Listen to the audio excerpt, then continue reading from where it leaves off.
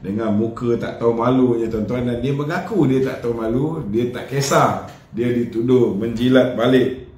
Hai ludah dia, Tun Dr. Mahathir mengumumkan bahawa beliau bersedia bekerjasama dengan Anwar Ibrahim. Sekali lagi tuan-tuan.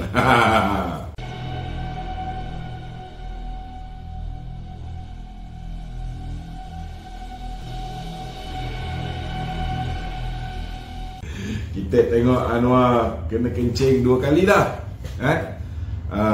Tetapi ada kemungkinan besar tuan-tuan, bukan hanya Anwar bakal dikencing buat kali ketiga, Mahathir juga mempunyai peluang untuk menjadi Perdana Menteri buat kali ketiga.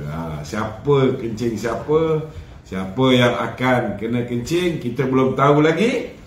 Namun saudara, apa yang nak saya perkatakan ini, kita belum lupa lagi tuan-tuan, kenapa Tun Dr. Mahathir menghantar Muhyiddin Yassin untuk menyertai ataupun untuk join dengan UMNO, dengan PAS. Ianya tidak lain tidak bukan ialah untuk memastikan supaya mereka boleh mendapat sebahagian daripada kerusi yang diagihkan di kalangan UMNO Bersatu dan PAS. Itu sebenarnya niat awal. Sebab Tun Dr. Mahathir tahu di penghujung 22 bulan beliau memerintah, ketika itu kemarahan rakyat khususnya orang Melayu terhadap Tun Dr. Mahathir yang dianggap sebagai penunggang ataupun ditunggang oleh DAP sudah berada di dalam keadaan yang cukup menyedihkan orang Melayu. Dan ini menyebabkan pada ketika itu tuan-tuan, ianya menyebabkan langkah Sheraton. Sebenarnya cerita di sebalik langkah Sheraton ni semua sekali tuan-tuan, langkah yang dia suruh orang melakukan macam-macam, termasuklah dengan mencadangkan supaya penggunaan jawi di sekolah Cina dan India itu semua hanya untuk menyebabkan orang makin membenci dengan masyarakat Cina, membenci dengan DAP. Last sekali kononnya dia nak menyatukan orang Melayu menentang DAP, dan akhirnya dia sendiri pun telah meninggalkan Bersatu.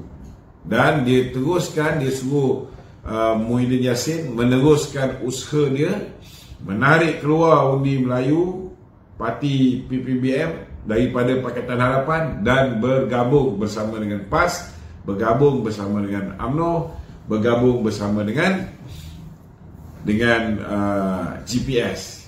Tujuan dia saudara hanya satu, dengan harapan mereka mempunyai peluang untuk memenangi kursi dalam pilihan raya umum yang ke-15. Sebab dia tahu kalau dia masih mengekalkan kedudukannya di dalam Pakatan Harapan, mereka akan kehilangan undi orang-orang Melayu.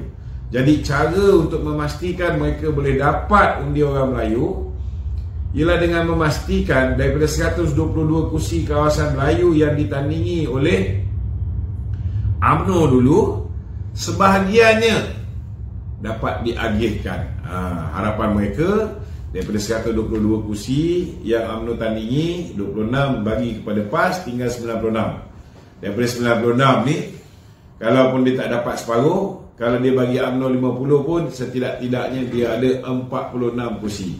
Kalau dia ada 46 kursi, lepas pilihan raya dia tak dapat jadi Perdana Menteri, dia boleh tarik 46 kursi ni, termasuklah dengan kursi kawan-kawan PAS, untuk menyertai geng-geng Pakatan Harapan yang lain, dan dia boleh jadi Perdana Menteri balik semula. Tuan-tuan, ini apa yang cuba dilakukan oleh Mahathir and the gang, termasuklah Muhyiddin dan sebagainya.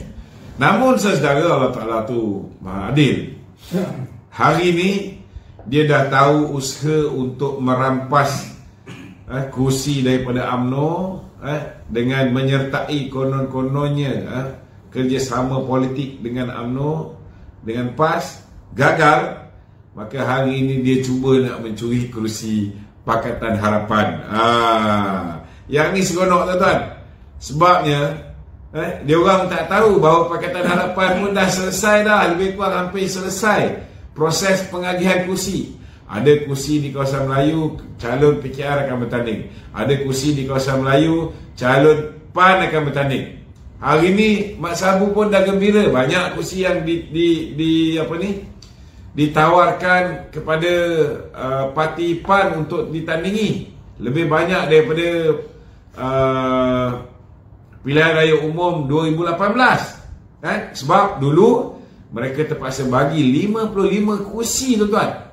Daripada jumlah kursi yang ditandingi 222 kursi, 55 kursi terpaksa Pakatan Harapan bagi kepada Bersatu. Sekarang ni Bersatu tak ada, maka kursi itu diagihkan. Sebahagian dibagi kepada PKR, sebahagian dibagi kepada PAN, dan ada juga DAP nak letak calon Melayu lagi sekali tuan-tuan. Ada.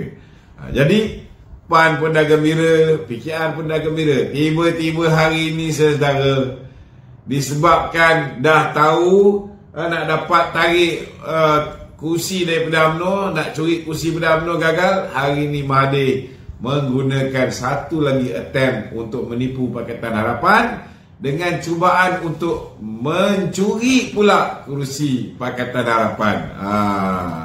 Tapi yang seronok ya, Anwar Ibrahim sudah menyatakan persetujuan. Sebab apa Anwar Ibrahim ni tuan-tuan sudah menyatakan persetujuan? Saya nak beritahu saudara, kerana Anwar Ibrahim pun tahu dia tidak boleh memenangi pilihan raya ini. Jadi Anwar Ibrahim cuba nak menggunakan Mahathir cuba nak mencuri kursi-kursi daripada Pakatan Harapan. Jadi kita tengok nanti last kali siapa yang makan siapa yang kenakan siapa yang kena. Seronok kalau kita tengok game dia orang ni saudara. Tak pernah belajar melalui kesilapan yang lepas. Jadi we wish Tun Dr. Mahathir, we wish Anwar Ibrahim good luck. Semoga mereka ni akhirnya akan memusnahkan satu sama lain. Presiden tak bertanding PRU15 tu. Dia bukan presiden tak bertanding. Ada setengah orang mengharapkan presiden tak bertanding. Jadi kalau presiden tak bertanding, orang lain lah jadi Perdana Menteri. Itu je sebenarnya. Saya nak beritahu satu sajalah.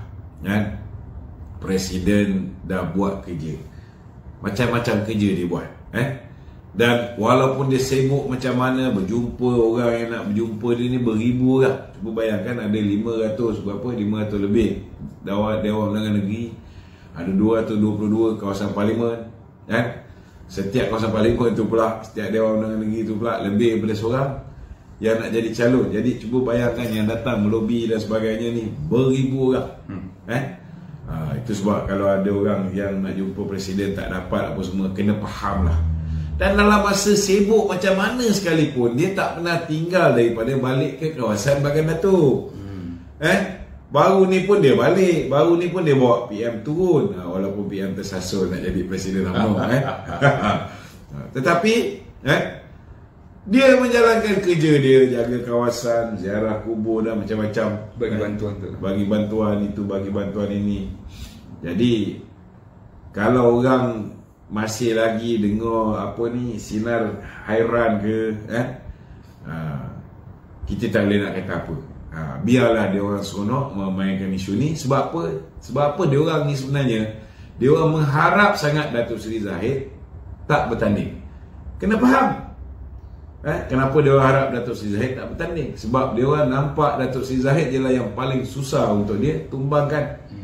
Datuk Najib dah ke dalam, betul tak? Sekarang hurdle mereka, halangan mereka cuma tinggal satu orang saja, iaitu Datuk Seri Zahid Hamidi. Kalau yang ini pun dia boleh tumbangkan, maka mungkin mereka beranggapan untuk menumbangkan Barisan Nasional lebih mudah. Kerana orang lain ini kita pun tak tahu. Mungkin boleh dipenetrate oleh musuh ke apa ke, kita tak tahu. Setakat ni yang diarahkan untuk bubarkan UMNO, tak nak bubar, disuruh menyertai Bersatu, tak nak menyertai Bersatu. yang sanggup berhadapan dengan 87 ketuduhan, Dato' Zahid je tinggal. Jadi memanglah sasaran anak-anak panah semua sekali hari ini ditujukan ke batang tubuh Presiden kita. Cuma kita walaupun saya yakin kawan-kawan yang bertanya soalan ni pun dia tahu Dato' Zahid tetap akan bertanding. Cuma mungkin mereka mahukan kepastian. Tak payahlah tanya dengan Dato' Zahid, saya sendiri pun boleh bagi kepastian. Berdasarkan pengamatan saya, insya-Allah Dato' Zahid akan kekal bertanding sebagai ahli parlimen. Bukan bertanding jawatan Perdana Menteri, bertanding jawatan ahli parlimen. Tetapi belum tentu dia tak jadi Perdana Menteri. Jadi jangan bimbang. Kerja kita menangkan pilihan raya dulu. Bila dah menang pilihan raya seperti mana dijanjikan, maknanya Datuk Seri Zahid pun sendiri kata bahawa MT UMNO dah bersetuju Datuk Seri Ismail Sabri sebagai calon poster boy. Maka dia akan jadi calon poster boy.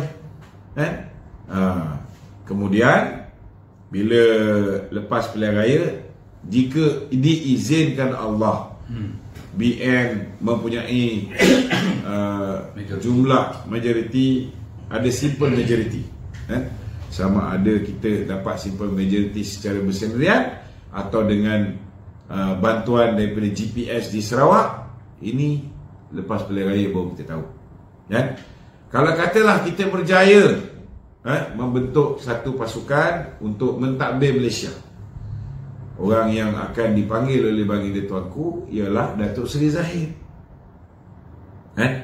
Bila Datuk Seri Zahid dipanggil untuk mengemukakan nama Datuk Seri Ismail Sabri sebagai calon Perdana Menteri, misalnya, tak ada jaminan bahawa tuanku tidak akan minta lagi 2 atau 3 nama.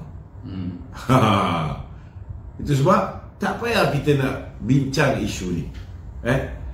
Kita tak payah pening kepala membincangkan isu ni. Sebab kerja kita sebagai orang politik ialah memenangkan parti kita dalam pilihan raya.